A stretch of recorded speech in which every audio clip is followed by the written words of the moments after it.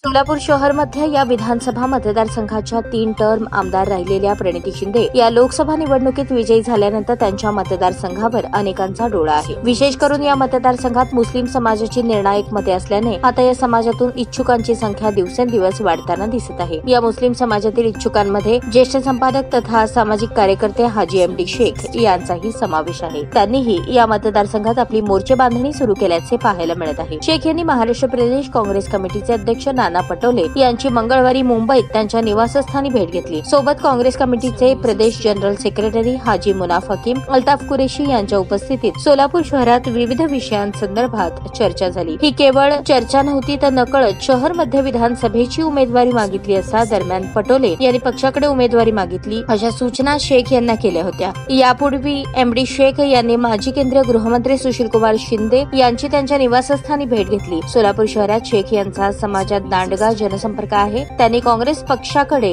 शहर मध्येसाठी अधिकृत अर्ज भरून उमेदवारी मागणी केली असल्याने त्यांनी आपल्या शहर मध्यवर दावेदारी सांगितल्याचे बोलले जात आहे। ताज्या बातम्या पाहण्यासाठी प्राईम महाराष्ट्र न्यूज चॅनलला सबस्क्राईब करा।